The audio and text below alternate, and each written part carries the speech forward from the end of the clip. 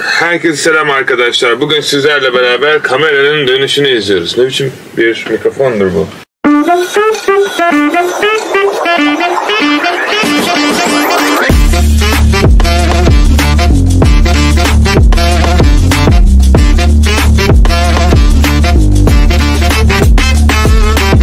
Herkese merhaba arkadaşlar. Kafa Sohbeti'nin 3.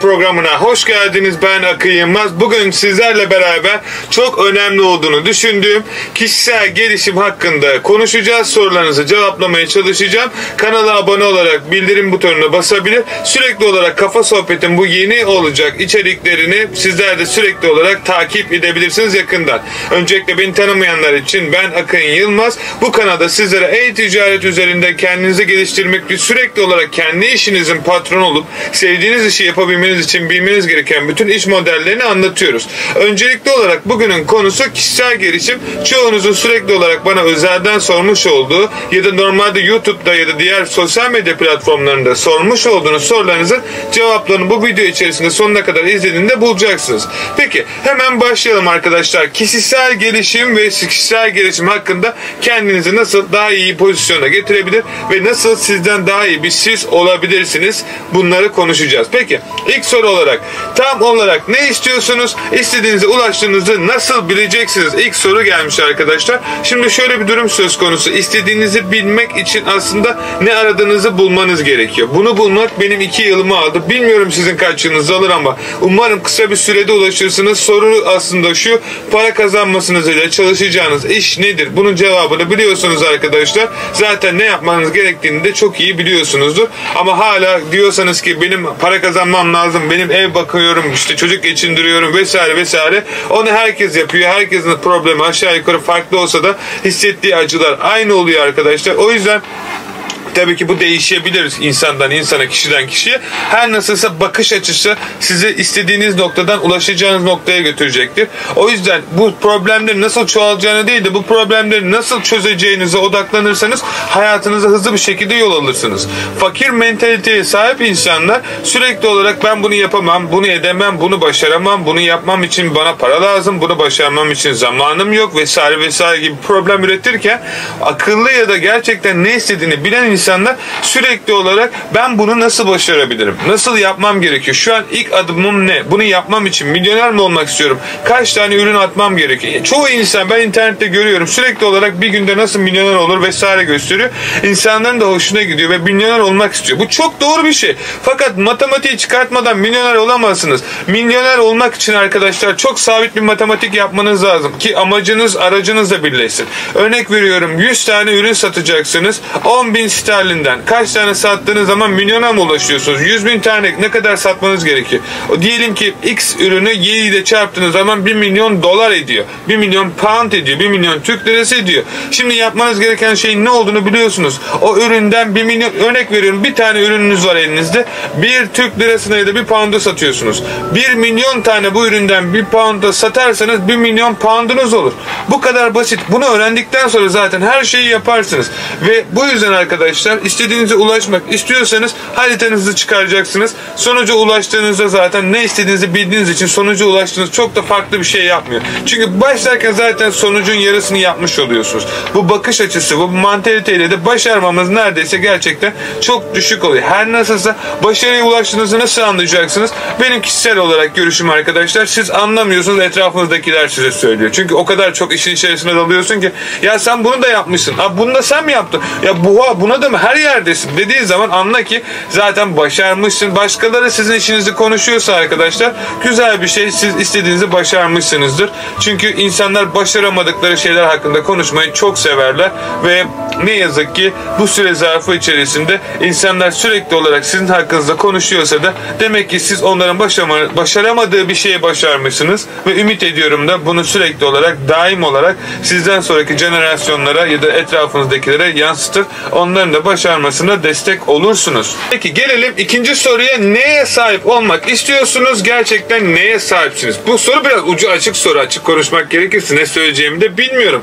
Neye sahip olmak istiyorum? Olabileceğime inandığım her şeye. Bunun için bir sınırlama ya da bunun için bir araç şey yapmıyorum. Çünkü benim tekrar hayatta dediğim gibi amaçlarım var. Araçlarım zaten bulunuyor bir şekilde. Bugün param yok diyorsam gidiyorum, bütün bankalar bana para veriyor arkadaşlar. Onların parasını kullanarak amaçlarıma ulaşıyorum. Aracım yoktu ama tedarik etmesini biliyorum. Ya da neye sahip olmak istiyorsam sahip olmak istediğim şey hakkında sürekli olarak çalışıyorum ve çok şanslıyım gerçekten. İstediğim her şeyi elde edebiliyorum. Artık nasıl olacağını, evrenin anahtarını, evrenin sistemin nasıl çalıştığını hayat bana düşüyor kalka öğretti. O yüzden siz de bir şeye sahip olmak istiyorsanız ona gereken enerjiyi verdiğinizde hayat da size karşılığını veriyor. Peki gerçekten neye sahipsiniz? İstediğim her şeyi alabilecek kadar, istediğim her şeyi yapabilecek kadar inanca ve güce sahibim. Bence bundan başka bir şeyde ihtiyacım yok. Bu benim kendi kişisel düşüncem. Belki açık konuşmak gerekirse insanların zengin olduğunu sadece bindiği arabadan anlayabilirken ve öyle bir bakış açısıyla bugün dürüst konuşmak gerekirse çok rahat bir şekilde 50.000 pound'a bir ya da 100.000 pound'a bir şey yapabilirsiniz. Ferrari alabilirsiniz ve Ferrari ben de alabilirim. Bir günde bazen satışlar yapıyoruz, o kadar para kazanıyoruz. Bir günde kazanılabilecek ve alınabilecek bir arabayken Ferrari olmayınca fakir olmuyorsunuz. Bunu unutmayın. Ferrari'ye yatırım yaptığınız zaman Ferrari'ye bütün alan kişiler sizin müşteriniz oluyor. Bu bakış açısına sahip olduğunuzda da zaten bence her şeye sahip oluyorsunuz. Yani ne istediğinizi bildikten sonra oyunun kurallarını, zaten asıl olay bence şu: oyunun kuralları var. Siz oyuncu musunuz, oyunu kuran mısınız? Oyunu kuran olduğunuz sürece oyuncunun ne kadar ne oynadığının çok da bir önemi yok. Çünkü size oynuyor. Düşünsenize, bir şirketin sahibisiniz. Aşağıdaki insan çok çalışıyor, çok para kazanıyor. Otomatikman siz de kazanıyorsunuz. Anlatabildim mi? Yani aşağıdaki ne kadar şaşalı olduğunu bir önemi yok, çünkü size kazandırıyor. O yüzden benim herhalde buna vereceğim cevap: istediğim her şeyi istediğim zaman alabiliyorum ve nasıl alınacağını da öğrendim ve bu şekilde de insanlara öğretiyorum ve çok da mutluyum bundan. Çünkü daha önce, yıllar önce bir Türkiye'de telefon alabilmek için 3 yıl neredeyse çalışmam gerekiyorsa bugün düşünmeden istediğim şeyi alabiliyorum ve aynı şekilde istediğim zaman da satabiliyorum ya da satmam gerektiğini düşünüyorsam. Ama tek öğrendiğim şey, bu süre zarfı içerisinde ihtiyacım olan şeyleri almazsam satma zorunluluğunda olmayacağım gerçeği ve bir şeyi 10 kere alamıyorsam o şeyi almıyorum arkadaşlar.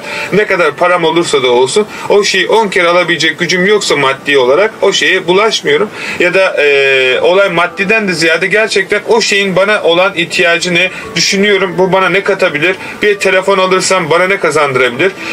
Daha hızlı bir enerji, daha hızlı kullanım vesaire. Faydası varsa, faydaları eksilerinden fazlaysa alıyorum. Çünkü bana geri döneceğini biliyorum ve ticaret yapıyorsanız buna alışmanız gerekiyor arkadaşlar. Ve ticaretin gerçekleri de bu. Ben bunu söyleyebilirim. Peki gelelim 3. soruya. Geliştirilmesi gereken yanlarınız nelerdir? Tekrar dediğim gibi aslında ben burada çok netim. Kesinlikle ve kesinlikle tam bir kova erkeğim. Yani bilmiyorum, burçlara da inanmıyorum ama okuduğum zaman aynen beni tarif ediyor ya da onu insanlar inansın diye öyle yazıyor astroloji. İkisini de bilmiyorum. Tek bildiğim bir şey, bir şey istiyorsam onun önünde kimse karşıma çıkamaz ve o kadar kafam diktir ki kesinlikle ve kesinlikle o şeyi yaparım. Yani 100 kişi önüme çıksın, 100 kişi peşime takar, o şeyi yaptırırım. Böyle bir düşünce ve kafa yapısına sahibim. O yüzden çok dik başlıyım ve istediğim şeyi yapana kadar öyle ya da böyle yaparım. O yüzden inatçıyım, çok inatçıyım. Kafaya taktıysam o şey olmak zorunda. Hiçbir şekilde onun olamama gibi ihtimali bile yok. Elbette ki bu zamana kadar neler başaramadım ama başaramadığım her şey o şeye daha da yakınlaşmama sebep oldu. Bunun nasıl olacağını öğrendim. O yüzden o şey yine sonunda oldu. Ben istediğim gibi olmadı bazen. Belki farklı versiyonlarda oldu. Her nasılsa tek öğrendiğim şey bu süre zarfı içerisinde arkadaşlar, inanılmaz derecede inatçıyım ve bunun da geliştirilmesi gerektiğini şahsen bir kısımda düşünmüyorum. Çünkü bu kadar inatçı olmasam bu kadar şeyi başaramam. Ya da bana sürekli olarak işte şunu yapsan daha iyi olur, bunu yapsan böyle olur ya da böyle. Tabii ki insanların düşüncelerini çokça kale alıyorum ve dinliyorum. Her nasılsa düşündüğüm tek soru şu. Artık bunu sorabiliyorum kendime.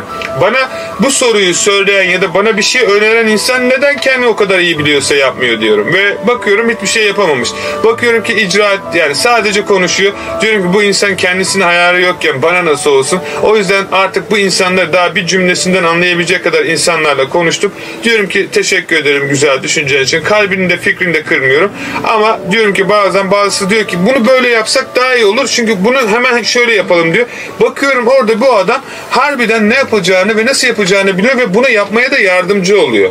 İşte diyorum sen benimsin. Çünkü benim ya da benim şirketimde çalışan insanların bana hiçbir şekilde problem getirmesini istemiyorum. Gelen problemi çözüp getirmesini istiyorum. Ve bu çok net bir şekilde. Problem yaratsın diye onu oraya koymadım ya da ona herhangi bir şekilde o yüzden maaş vermiyoruz. Siz de vermeyeceksiniz. İlerleyen zamanda anlayacaksınız.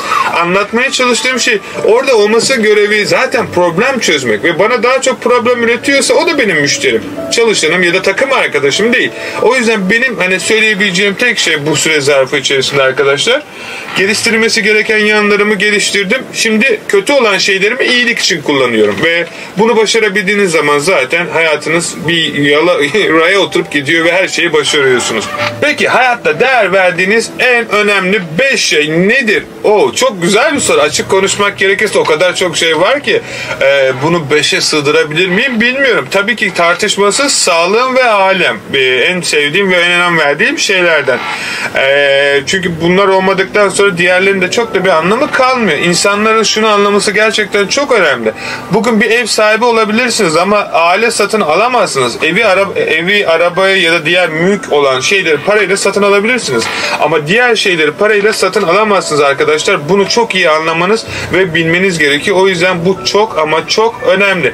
Neyi neyle nasıl satın alabileceğinizi bildikten sonra zaten hayatınızdaki her şeyin bir önemi olduğunu anlıyorsunuz. Ve benim için önemli olan şeyleri bir sıralamaya koyamayacağım. Çünkü önemli olmasa zaten orada olmazdı. Hani derseniz ki ilk 5 nedir? Tabii ki tartışmasız, standart bir şekilde inandığım şeylere inanan ve sürekli olarak benimle bu şeyde yanımda olan insanlar benim için çok önemlidir. Hayallerime ve düşüncelerime saygı duyan ve bunu geliştirmek için sürekli yanımda olan insanlar ve diğer yaratılmış her şey çok değerlidir. Hayvanlar benim için çok değerlidir. Aile benim için çok değerlidir. Mal, mülk, başarı ve başarının arka tarafında sürekli sistemin kendi kendini geliştirebilecek sistemler üretmek benim için çok çok çok önemlidir arkadaşlar. Ve bunun gibi tonlarca şey sayabilirim ama burada asıl nokta önemli olan şeyleri sizin belirlemeniz. Onların sizi belirlemesi değil. En azından benim kendi görüşüm ve bunları benim seçimlerim olduğu için bugün de vermiş olduğum karardan çok mutluyum. Onları da çok seviyorum.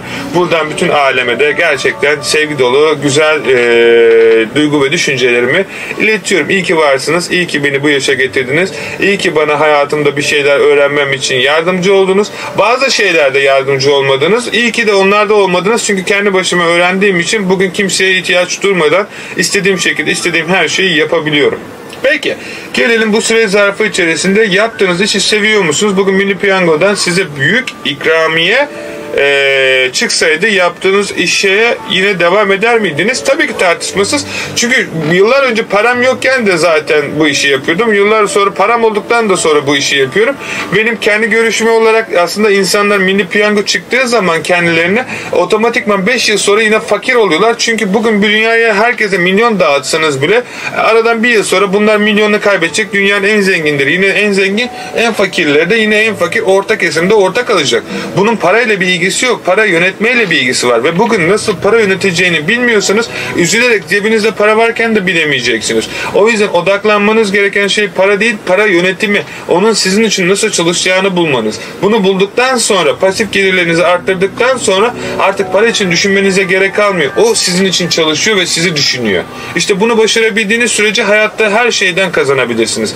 Benim önerim Milli piyango çıksın çıkmasın zaten bankalar milli piyango değerinde size parayı verebiliyor. Belirli bir seviyeden sonra yavaş yavaş kredi historinizi bulut yaparsınız. O paraları size veriyor. İnandığınız şey varsa zaten o şeye yatırım yapmaya devam edin sadece. Tek tavsiyem bütün genç girişimciye de yaşlı ne olursa olsun bütün girişimci arkadaşlar tavsiyem inandığınız şeyi yapın. Çünkü gerçekten hayatta hiç beklemediğiniz güzel gelişmeler olacağına size garanti verebilirim arkadaşlar. Her zaman güzel olacak demiyorum ama inandığınız şeye gerçekten buna değer.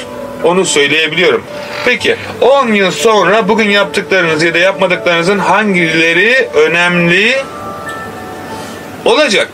Ya şimdi şöyle tartışmasız çok güzel bir soru. 10 yıl sonrakinin planına göre bugün ya da yaptığım şeylerin bundan sonra yapacağım şeylerle otomatikman aynı şekilde ilerleyecek. Sadece sistem çok daha farklı bir hızlı bir şekilde işleyecek. Çünkü sistemin daha da çok açıklarını bulacağımız için daha hızlı ilerleyeceğiz ve otomatikman bu bizim daha hızlı gelişmemize sebep olacak. Burada benim önerim 10 yıl sonra bugün ne yapıyorsak bunun çok daha üstünde otomatik ve hızlandırılmış bir şeyini yapıp daha farklı projelerde yer alacağız ve yaptığım bugün her ne varsa ektiğim tohumlar yarın elmalarını verirken 10 yıl sonra belki bütün dünyaya verirken bugün iyi ki yapmışım dediğim şeyleri o gün de iyi ki yapmıştım diyeceğim.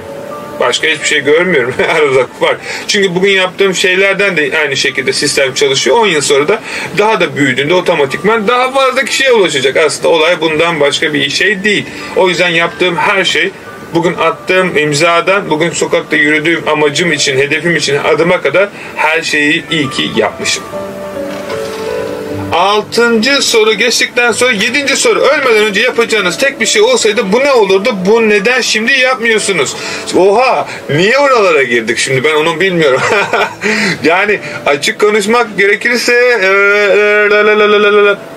bilmiyorum ki ben zaten yapıyorum. Ölmeden önce keşke gerçekten kurmuş olduğum bu şirket dünyadaki herkese hayatı boyunca yaşamak istedikleri şeyleri yapabilmesini sağlayıp paranın onlar için çalışmasını sağlayıp onların da kendi inandıkları şeyler için çalışmasını sağlamak üzerine kurmuş olduğum bu şirkette zaten bunu ben yıllar önce yaptım ve her gün büyümek için yapıyorum ve bunun için de her gün ölesiye çalışıyorum.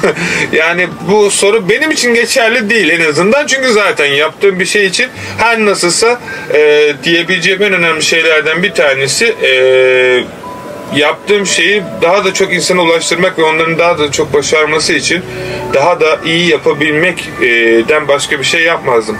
Ama şimdi şöyle bir konuşmak gerekirse şey de var. Eminönü'nde bir balık ekmekle yemek isterdim yani. Çok seviyorum oraya ya. O da işin fantazisi olsun. Bari onları yapıyor zaten. Şimdi şöyle bir durum var. Zaten sistem arka tarafta çalışıyor. Ben ne yaparsam yapayım o sistem bir kere kırıldı arkadaşlar. Yani yıllar önce ben zaten bunu biliyordum. Ufacık kar topunu artık çığ haline getirdim. Ben olsam da olmasam da o kendi kendine gidiyor. Ben o ittirdiğimde biraz daha nereye gidebileceğini ölçeklendirebiliyorum. Artık aradaki tek şey fark bu. O yüzden 10 yıl önce 100 yıl sonra bu işlemler zaten ben şuna inanıyorum. Bugün yaptığım şey 100 yıl sonra bile bir anlam ifade etmiyorsa bugün çektiğim video 100 yıl sonra bile izlenmiyorsa yaptığım şey boşa yapıyorum. O yüzden yaptığım işleri yıllık asırlık olarak görüp bunu sürekli olarak diğer insanlara faydası olsun diye yaptığım için sürekli olarak otomatikman büyüyoruz. Bunu insanlar 100 yıl sonra da izlediğinde iyi ki izlemişim diyecek ya da diğer yapmış olduğumuz işleri aynı şekilde yaptığında iyi ki bu eğitimi almışım ya da iyi ki bu şekilde geliştirmişim kendini diyecek. Çünkü yüzyıllardan beri olan bilgiler bu yüzyıllardan sonra da olacak ve bu bilgileri herkes sunacak. Bugün vermiş olduğum enerjimi, ektiğim tohumu 100 yıl sonra insan da almayacaksa bugün yaptığım işim sadece benim günlük kazancıma ya da günlük hayal ve hedeflerime ulaşmama sağlayacaktır. O yüzden her ne yapıyorsanız yapın asırlık düşünün arkadaşlar. Burada gerçekten de Tesla'nın bir güzel lafı var. Yani diyor ki bugün onların olsun inandığım bugün ve gelecek bizimdir diyor. Harbiden de demek istediğim en güzel cümle de burada bunu bu şekilde anlatabiliyorum ama ben sadece bir şeyini değiştirerek söylüyorum. Bugün de bizim, yarın da bizim. İnandığımız sürece her şey ve her şeye inanmış olan sistemde bizim arkadaşlar. Peki Gelelim 8. soruya. Kendinizi değerli hissetmeniz için neye ihtiyacınız var? Hiçbir şeye ihtiyacım yok arkadaşlar. Tamam, hadi doğru söyleyeyim. Bir tane kahveye, bir tane de havuçlu keke ihtiyacım var. Bunları çok seviyorum. Her nasılsa arkadaşlar, şimdi şöyle bir gerçek var. Bunu anlamamız gerekiyor. Bir şeye ihtiyacınız yok. Zaten gereken her şey içerinizde. Kimse içerisine bakmıyor ki. Hep her şeyi dışarıdan bekliyor. Dışarıdan birisi kurtarsın bizi. Birisi bize para versin. Birisi bize yardım etsin. İçerinize baktığınızda yaratıcı gerçekten her şeyi fazlasıyla doldurmuş. Buraya baktığınızda her şeyinizin olduğunu göreceksiniz. Her şeyiniz olduğunda da o şeyleri nasıl kullanacağınızı öğreneceksiniz ve her şeye zaten sahip olacaksınız. Bakış açısı. Başka bir şey diyemem. O yüzden değerli hissetmek için bir şey yapmam gerekmiyor. Zaten kendimin değerli olduğuna inanıyorum. Peki gelelim 9. soruya. Kendinize sorulmasını en çok istediğiniz sorun nedir? Peki güzel bir soru. Bir şeyi hakkında bilgisi olmayan bir insanların nasıl başaracakları hakkında soru sorması benim hoşuma gidiyor. Çünkü başarmalarını istiyorum ve başarmaları için çok büyük saçma hatalar yapıyorlar. Yıllar önce ben de yaptım. Bu hataları da her şeyi bildiklerini düşündükleri için yapıyorlar. Tavsiyem hani insanlara yardımcı olmak için olduğu için nasıl daha çok başarılır, nasıl daha iyi bir şey yapılır, nasıl daha proje geliştirilir. Evet, bu sorular hoşuma çokça gidiyor. Bir de sorudan daha çok böyle sürekli olarak insanların başarılı olan fotoğraflarını görmek beni çok mutlu ediyor. Peki gelelim 10. soruya. Sizin gelişmenizi engelleyen en büyük şey nedir? Tartışılmaz, her şeyi ben biliyorum. Einstein'ın dediği gibi cehalet ne kadar güzel, her şeyi biliyorsun. Hani böyle bir şey dedi mi de onu da bilmiyorum ama çokça karikatürde gördüm. Arkadaşlar, bir şeyi ben bile her gün öğrenirken insanların daha böyle bir 3 aylık 4 aylık öğrendikleri eğitimden eğitim çıkartıp da her şeyi öğretmeleri bana çok trajikomik geliyor. Çünkü o kadarcık bilgiyle daha kendi ticaretini yapmadan neyi öğretiyor çok merak ediyorum. Bir şeyin komik yanı, bu öğrettiği yanlış bilgiler sayesinde o kadar insanı da aynı şeyi sokuyor ve işte bu benim için gerçekten çok tehlikeli bir şey. Her nasılsa buradaki önemli olan şey, bir şeyi biliyorum dediğiniz zaman o şeyi o kadar bilmiş olup kapağı kapatıyorsunuz ve dışarı çıkıyorsunuz. Yani bir şeyi hiçbir zaman öğrenemeyeceksiniz arkadaşlar, ta ki nasıl bildiğinizi düşünene kadar. Yani bir şeyi biliyorum demek yerine nasıl daha iyi yapabilirim deyip içinizdeki o çocuksu yeteneklerinizi sürekli olarak böyle meraklı bir şekilde geliştirirseniz durdurulmaz olursunuz arkadaşlar. Peki kendinizde olmayan ama görmek istediğiniz kişisel özellikler nelerdir? Gerçekten yine ucu açık bir soru. Bu soruları kim yazıyor arkadaşlar? Gerçekten bunu sizler mi yazıyorsunuz? Bizim takım mı yazıyor? Kendimde olmayan ama görmek istediğim kişisel özellik. Baktığım zaman şöyle bir gerçek var. Bende vardı. Bunu istemediğim için kişisel özelliğimi çıkardım. Çok duygusaldım insanlara karşı ama insanlara sürekli ben yardım edip de onların beni kullanmaya başladıklarını gördüğüm zaman duygusallığımı belirli yerlerde bilerek tırttım, düzelttim. Yani artık eskiden işte bir şey yapmasam bile ben ondan şunu alayım, bundan alayım kafasında olan insanları gözüme düşünmeden, hiçbir duyguyu koymadan direkt yapılması gerekeni yapabiliyorum. Bu duygu benden çok şey aldı götürdü. Eskiden insanlara karşı o da yapsın, o da etsin, o da başarsın ama onun parası yok şeyinden daha çok böyle bildiğiniz böyle istediği zaman çıt diye böyle düşünmeden, yani tabii ki düşünüyor, 100 kere düşünüyorum bir şeyi yaparken, o kararları verirken, ama o şeyi sömüren insanları ya da sömürmeye çalışan bu tip düşünce yapısına sahip insanları hayatımdan çıkartıyorum arkadaşlar. Ve bu soruyla da çok güzel bir yayın oldu. Umarım beğenmişsinizdir arkadaşlar. Kanala abone olarak aşağıda yorumlarınızı bizlere yazabilirsiniz. Önümüzdeki bölümün konusu ne olsun? Lütfen videoyu beğendiyseniz arkadaşlarınızla paylaşıp beğenmeyi de unutmayın. Kafa Sohbetler'in 3. bölümünün sonuna geldik. Vakit ayırdığınız ve değerli vaktinizi bizimle paylaştığınız için çok teşekkür ederim. Bir sonraki yayına kadar şimdilik görüşmek dileğiyle. Şimdilik hoşça kalın. İngiltere'den, Londra'dan sevgilerle. Muchas gracias. Arrivederci. Signor. Ciao. Come stai?